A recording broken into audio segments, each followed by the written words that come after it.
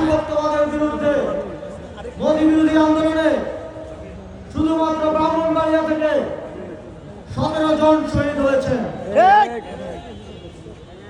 সর্বশেষ জুলাই গণঅভ্যুত্থানেও এই মাটিতে জন্ম নেয়া 17 জন বীর শাহাদাত বরণ করে আমাদেরকে একটি দ্বিতীয় স্বাধীনতা অর্জন করে দিয়েছেন। বাংলাদেশের গণতান্ত্রিক আন্দোলনে এবং বাংলাদেশের মানুষকে ফ্যাসিবাদ থেকে মুক্ত করার আন্দোলনে ব্রাহ্মণবাড়িয়ার এই অবদান পুরো বাংলাদেশ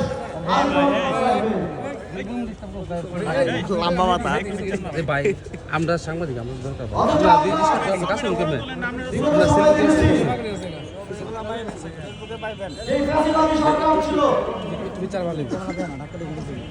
তারা শুধুমাত্র গণতান্ত্রিক আন্দোলনে গুরুত্বপূর্ণ ভূমিকা রাখার কারণে ব্রাহ্মণবাড়িয়াকে বঞ্চিত করেছে, বৈষম্যের শিকার করেছে।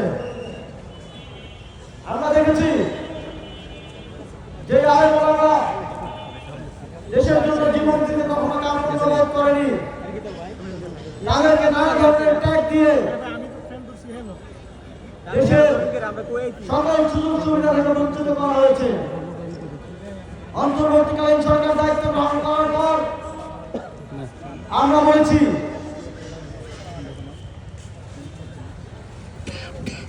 আমাদের আলেম ওলামাদেরকে পেছনে রেখে বাংলাদেশ সামনের দিকে এগিয়ে যেতে পারে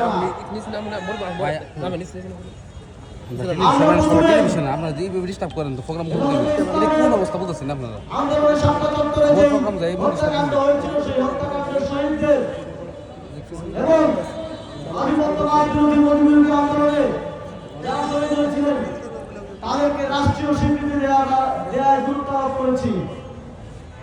আলহামদুলিল্লাহ আপনাদের সকলের সহযোগিতায় আমরা সেটা করতে সফল হয়েছি।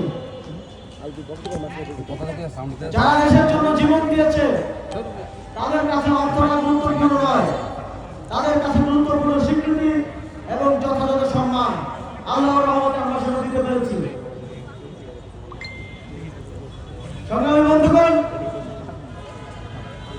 যে 11 দলীয় জোট এই নির্বাচনের মধ্য দিয়ে বাংলাদেশের ভবিষ্যৎ গড়ার জন্য ঐক্যবদ্ধ হয়েছে, তার পক্ষ থেকে